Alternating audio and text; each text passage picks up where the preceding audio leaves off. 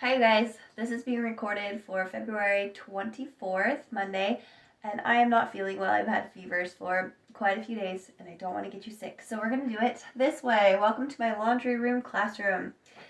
So this is Module 10 Part 2 that we're going to be talking about today. For your homework this week, actually before I get to the homework, I would like you to turn some things in. So you're going to be getting out your lab handout from the sound waves experiment that only some of you turned it in. I didn't collect it very well last time we met. Also the formal lab 10.1 that I had you guys type up, that's due. So you can turn that in, and your notes are due, and any test corrections or just missing work, please turn that in. Okay, we have homework this week is going to be, you're going to read Module 11 up to page 412. Okay, so we're talking about electricity next. You're going to take notes on that. Also do the on your own questions up to 11.5. We're going to do a lab today. We're going to do two labs today. Lab 10.3 is on the refraction of light, and then also we're going to do 10.4, how the eye detects color. That's just a cool little experiment that we'll do, and you can write out your conclusion about that, but the only one that's graded is going to be lab 10.3, the refraction lab. Okay, and then you're also going to get a worksheet that is in your packet that's going to be handed out to you today. That worksheet, it doesn't have answers with it. The answers are on Google Classroom, but it's basically like, I can't remember if it's a box or what it is, but the light comes in from different angles, and then you have to guess which way the light is going to bend and show that. So fill it all out. Like this would be air and water, so you have to do it based on the change of speed. But we'll talk more about that today. Fill that out, and you can check your answers. Check your answers on Google Classroom. Also, you're going to be doing the Module 10 study questions because there's a test on Module 10 next week. So do those and then turn them in next week. Also, I need your research topics to be chosen so that I know you have it and you have plenty of time to work on it. You can watch the videos on Google Classroom, and I wrote some tips on notes for you to take notes on Module 10 to go back and put them in your notes. Okay. I don't know if you guys can see this very well, but it says, "Your word is a lamp to my feet and a light for my path." Psalm 119, 105. We're going to pray right now. Lord God, thank you for being our light. Thank you for giving us light to study. Help us to understand it. And I pray for all those who have been sick that you would make them well and heal their bodies. In Jesus' name, amen. Okay, so when light hits an object, depending on whether it is transparent, translucent, or opaque, it will either be transmitted, absorbed, or reflected. So transparent, remember, is when light passes through, and you can see clearly on the other side. So this is saran wrap, and I can see clearly the image on the other side. Something that's translucent can be like wavy glass. So see how the image, you can see it, but the image is fuzzy. The light's been refracted and kind of changed that image. So that's translucent. And then opaque is something that the light's going to bounce back off of or be absorbed by, but you're not going to see an image through it. So transmitted is the light passes through. Absorbed is the light enters, but it doesn't exit. And then reflected is the light bounces back. So if the light is transmitted and passes through the object, the light can either be refracted, polarized, or scattered. So last time we met, we went over the angle of reflection. So when a ray is reflected by a surface like a mirror, it's going to be reflected at the same angle it comes in. So the angle of incidence is the same angle of reflection. They're equal. Now refraction is where the light is transmitted through. It's not reflected, it's not absorbed, it's transmitted through. But when it's transmitted through, it changes speed because in this example, this is air and this is water. And so as it goes into the denser substance, it's going to slow down and the light's going to bend. So basically refraction is just the bending of light and the cause is change of speed. through different mediums. Okay, pay attention because this is going to be part of your homework. The light ray, let's say the light ray is traveling through air and it hits the surface of the water. Once it enters the water, it's going to slow down. And how do we know which way it's going to bend, up or down? Well, we're going to draw a line that is perpendicular to the surface that it hit. This is called the normal line. Okay, so you would think that the light would travel continuing this way, but it's not going to. It's going to bend. So is it going to bend up this way or down this way? Basically, is it going to bend closer to the normal or away from the normal? Well, I like to say when it's coming in slower, it's going to bend back lower. And that helps me remember that this is going to bend back lower towards this normal line. It's called the normal. And that's where my light ray is going to be. Okay? Now let's say it's going the opposite. So now my light ray is traveling in the water, and it hits this surface, the surface of the water, and it's going to travel into air. So it's going to be moving faster. Okay, so it's going to do the opposite. Instead of comes in slower, bends back lower, it's going to bend away from that normal line. And so this is where the light would be traveling, but instead it's going to bend away from this normal line. So it's going to bend this direction.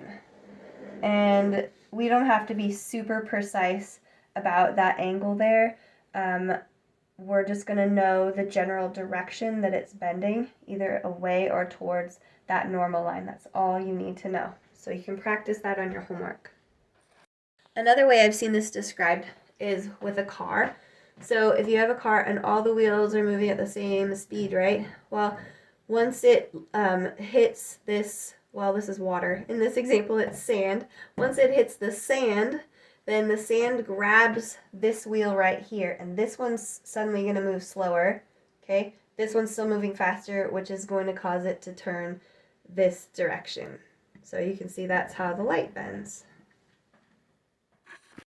Or here's another analogy with marching soldiers. So these guys are all marching at the same speed, same speed. Now these guys hit the sand and their steps slow, and these guys are still going the same speed, and then eventually they're going to slow, but the whole thing turns this direction. So let's say I want to go fishing and I have a spear.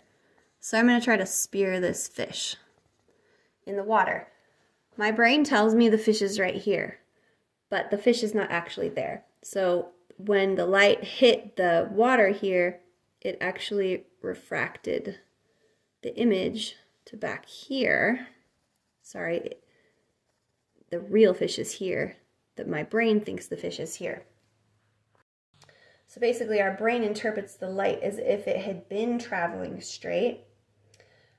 So if I was going to aim for the fish, I'd actually have to aim behind what I saw to be the image of the fish, because the actual fish is back here.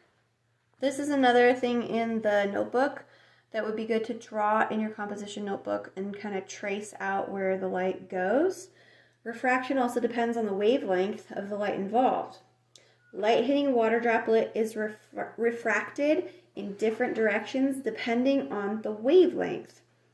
So it's separating the white light into rainbows, and for a rainbow the sun must shine on the water droplets from behind you, because it's going to kind of turn that light around, bend it around, and then back towards your eye in each individual water droplet.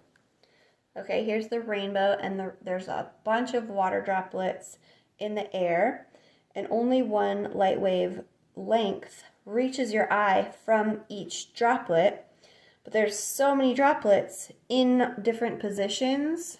So there's this one here, there's this one here, there's this one here. You end up seeing this rainbow.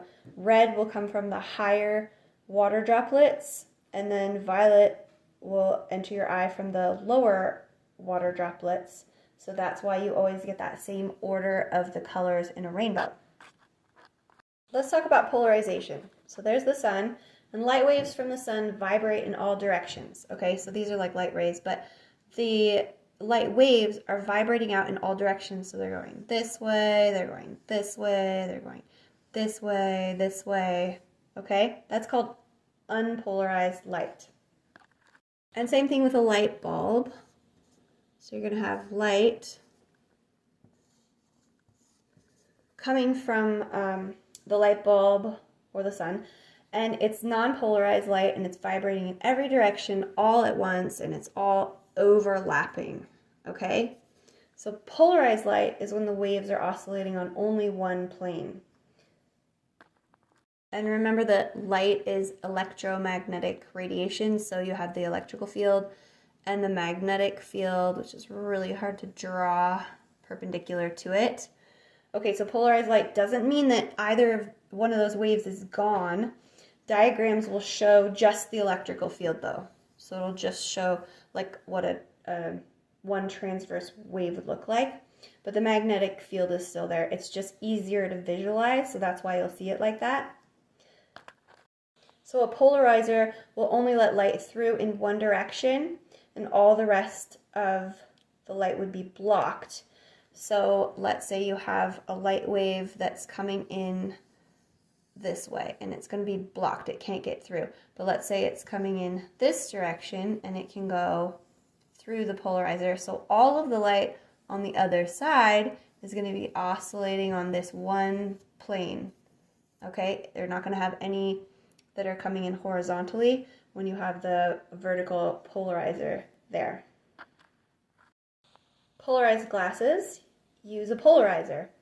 And actually, if you take polarized glasses on top of another pair of polarized glasses and you orient them in a perpendicular way so that the other polarized glasses polarizer is going like this, no light can get through. It blocks all light. It's pretty cool to try. It really works. If you go to a store and you're looking to see, like at a thrift store, are these actually polarized glasses? Take two of them and turn them sideways and see what happens. So what's the point of polarized glasses? Well, so the sun is radiating out all this electromagnetic radiation, okay, light. And a lot of the light you see is just reflected and bounced back to your eye. Well, sometimes the light is reflected directly from the sun into your eye, and it's a really harsh glare like the water, okay? So it comes down on a surface of the water. Let's say you're boating, and it goes straight into your eye. And that glare, it's painful. It's uncomfortable. So we don't want to block out all of the light, right? But the polarizer is really cool because once this light is reflected off the water or off the snow or off whatever, when it gets reflected, it gets polarized, and so it gives mostly horizontal traveling light. And our sunglasses have a vertical polarizer, vertical orientation to block that horizontal light, and then you don't see the glare anymore. So they're really great for like skiing or if you're boating on water. Scattering is when light hits an object and changes its pathway. So there's dust, gas molecules, water, vapor from clouds. So the light from the sun comes down, and let's say it hits a little water droplet or whatever, a speck of dust. Well, it's going to get scattered, and it's going to go in multiple directions. So why is the sky blue then? The air is colorless, right? All right, let's see if I can describe this to you. So when the sun is high in the sky, the light travels more directly. It has less atmosphere to pass through. So when blue light hits the particles in our atmosphere, so let's say this is me and I'm looking up at the sky, okay, and there's like this particle here. There's a bunch of them. And the sun's light rays hit this. They're re-radiated out. They're scattered. This is the blue light that I'm talking about. I forgot to say that. This is the blue light rays, okay? They're getting scattered, and then eventually they're going to hit my eye. And there's a whole bunch of them doing this, scattering the light so that there's all these different angles of the blue light reaching my eye. Okay, so I'm seeing the blue light waves. What about the red spectrum, the red side of the spectrum of visible light? Well, those red ones, they don't get as affected by those particles, and so the red would just travel right on through. Okay, that's the red, and they don't get scattered. So you're not going to see them. They're not going to make it to your eye. The red's going to go right on through. So then why is the sun set red and orange and yellow? Why is the sky a different color during the sunsets or the sunrises? So now the sun is lower in the sky and it's got more atmosphere to pass through, more molecules in the air. So the blues and the green wavelengths are going to be scattered away from your eyes. Okay, let me draw it. So this is what the blue is doing. It's coming from the sun. The blue light is hitting the particles in the atmosphere, and there's so many of them that it's just kind of getting scattered away before it kind of gets through to your eye. And then that leaves the red and oranges to travel more directly to your eye. So you end up seeing red when the sun is lower in the sky and the light has to pass through all of those particles. Okay, let's talk about lenses. So remember that refracted means bend. It's bending light. So when light enters a lens, it will be refracted. It's entering a slower medium. And when it enters a slower medium, like from the air to glass or plastic or liquid that the lens is made of, it bends towards the perpendicular. Now, I highly recommend drawing this yourself because the perpendicular line, that normal line, it keeps changing as you travel along the lens because it's that rounded surface. So I want you to trace the light pathway. So as you trace it, you'll see that when it's more fat of a lens, it has a different area that the image focuses on the other side than if it's more straight up and down and less rounded. So the light's coming in here and it's hitting the surface. This is my normal. Instead of continuing to go straight through, it's going to bend down towards that normal line there. Okay, when it hits here, so it's going to have a perpendicular of maybe like here. It's going to bend again, and it's going to do the opposite. It's going, instead of continuing on its regular path, it's going to bend away from the perpendicular line. And my drawing's all messed up. So, like I said, I really think that you need to draw this yourself to kind of trace the pathway of which way it's going to bend, but eventually, and this is a bad example because we want it to kind of look like this, where it's then bending down, bending this way, and then bending down, and eventually you're going to have them converge right here on the other side of the lens, and that's the focus point. So because of the curve of the lens, the light bends the same direction when it enters as when it exits. Light slows as it enters and speeds up as it exits. Because of this, all the horizontal light is focused at one point beyond the lens. And this one is called a converging lens. The diverging lens is a different shape. So this one's concave. So when that horizontal light comes in towards here, my normal is this line here, and then comes in slow. It's going to bend back low. It's going to bend toward that normal, okay? And then it's going to hit over here, and then the horizontal is like this, and now it's going to bend away. So it ends up bending the same direction. And then when you get them all drawn in, remember, if there's no angle, it's going to go right through the middle there. They all kind of do this. So instead of bringing it all to one focus point, they're all refracting out on the other side. There's now genetic flaws in the eye. Remember, God, when he created Adam and Eve, they had perfect DNA. Humans had perfect DNA and there were no flaws. But then sin happened and all creation's groaning, right? So all creation was affected by their sin, and now we have genetic flaws. So genetic flaws of the eye include like myopia, which is nearsighted, And so if you think myopia has the word my in it, so it's closer to me. And myops actually means short, and so they're short-sighted, so they're nearsighted. They can see things that are close to them, but they can't see things that are farther from themselves, farther from my or me, myopia. Okay, and then hyperopia is farsighted. And so I was thinking like hyper, okay, you can see things running around in the distance, but you can't see things when they're really close to you. So hyperopia is farsighted. It is super hard to have nice handwriting on a chalkboard. So this is representing nearsightedness, and if you can see, the image is being focused before it can get to the retina, in front of the retina. And then with farsightedness, the image is focused beyond the retina. And so to correct that, we're going to put a diverging lens here for the myopia, the nearsighted problem. And then for farsightedness, we're going to do the converging lens like this. And then that's going to bring that focal point onto the retina and bring this one back onto the retina. So we've all learned that the primary colors of art are red, blue, and yellow. And when you mix them together, you get kind of a brownish color. However, when mixing colors for dyes, inks, paints, pigments, we use the subtractive primary colors, and these are actually cyan, magenta, and yellow.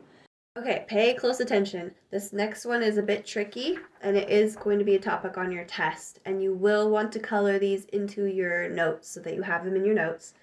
So when I'm looking at this piece of paper that I drew on, each of these colors is a pigment of the marker, or if I had used paint, it would be a pigment of paint, right? So basically this color, let's do yellow. So yellow, it absorbs all the colors of white light, except for yellow, it reflects. This one here, cyan, is absorbing all the colors of white light, except for it is reflecting cyan back to your eye, and so that's the color you see. And so we've heard people say that red, green, and blue are the primary colors when you're working with paints, right? They're actually not. So when we're talking about subtractive colors, our primary colors are actually going to be magenta, cyan, and yellow. And these are called subtractive because basically you start with all the colors of the rainbow, the white. White is all the colors mixed together, okay? And then when you put a pigment on that white, you are blocking all the light waves except for this one color. So you're basically subtracting all those wavelengths, leaving you with one wavelength that is being reflected back to your eye. And when you mix these, you can get different colors. So you can probably see it better down here. With subtractive colors, we have magenta and yellow will make red. Yellow and cyan will make green. Cyan and magenta will make blue, and when you mix them all together, you'll get a black color. And none of those colors are radiating their own light. They're all reflecting. And your textbook here is made of subtractive colors of light. Okay, there's little dots on your paper they're printed into the textbook, and they used all the subtractive primary colors of pigment. And if you took a microscope, you would see little dots of cyan, magenta, yellow, and they add black to make a nice black, making up all of the images. That's it. All three of those colors, and they mix them together to make the right colors. Now, when we're talking about additive colors, we're not talking about pigments anymore, or paints, or markers, or anything like that. We're talking now about lights. So this is an actual red light, and this is an actual green light. So it's not reflecting light, it is the light, okay? And so why would that be important? Well, look at my computer. My computer is making light. So with the additive colors of light, we're starting with black. We're starting with a black screen with nothing, and then we're adding lights to it, okay? And we can overlap these lights to make different colors. And you can see here with the additive colors, remember it's additive because you start with black, which is no color, the absence of light, and you're adding lights to it. So if I add a red light and a blue light and I overlap them, I get magenta. If I have a green light and a blue light, I overlap them and I get cyan. If I overlap all of them, I'm going to get white light because it's combining all of the different wavelengths of the rainbow. And so if you look at a computer screen, you're going to have, I don't know if you can see that little drawing up here, but if you zoom in on a white computer screen, you're going to see little lines of red, blue, and green, which are the primary additive colors. And by mixing those lights, they're actual little lights on the computer, you can mix them to produce 16 million different colors. So you can basically make an image of whatever you want, overlapping different amounts of those colors. It's pretty cool. For experiment 10.4 today, you're going to get 2 pieces of paper. You're going to get one with a red cross on it, and then you're going to put a white piece of paper behind that, okay? You're going to be staring at the red cross. You can blink and everything, but stare at it for a full 60 seconds. You'll get timed, and then when the 60 seconds is up, you're going to pull away the red cross, and you're going to just stare at the blank white piece of paper, and you're going to see what happens. So at this point, why don't you pause the video and go ahead and do the experiment, and then you can press play and find out what was supposed to happen. In the experiment, you were looking at the red cross, and the red cross has lower frequency light. Remember, the blues and the purples are the higher frequency lights. And so as you're staring at it, you're getting all of this low frequency light sent to the cones, and eventually they get tired. They're like, okay, we've been seeing the same low frequencies, we're just going to take a break for a little bit. So they take a break, and then when you pull away that the top sheet of paper and you're looking at the white light, and now you have all the frequencies of light, well, now your brain sees those high frequency, the cone cells see the high frequency lights, but they're not yet seeing those low frequency red lights because they had gotten tired and shut off for just a little while. And so some people won't see anything really neat, but some people will see the image of a cross that's green or blue, those high frequency lights. So hopefully that experiment worked for all of you, and if it didn't, it might be because you're colorblind, or maybe it just didn't work and you need to try it again.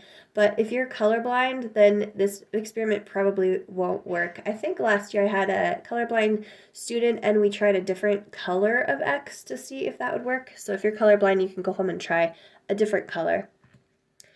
For experiment 10.3 today, we're going to be studying the refraction of light. So you're really going to need to read your lab and follow the instructions in your lab because I won't be there to guide you. I think in your lab it talks about shining a flashlight, but we're not using a slit lamp. We're going to use lasers because they're pretty easy to see, and only use a little bit of milk. Last year we added too much milk and it was so cloudy that you couldn't see the beam going through it. You just need a little bit of milk. So you're going to have that piece of paper behind your pan, and you're going to follow the directions on how to draw that perpendicular line and the line going through it. And then you're going to fill your pan halfway with water. It doesn't need to be too full, but make it full enough. And maybe even start with half a teaspoon of milk. I'm not sure. And then you're going to follow the instructions with the laser and see how this goes. Good luck, everybody. I hope it works perfectly.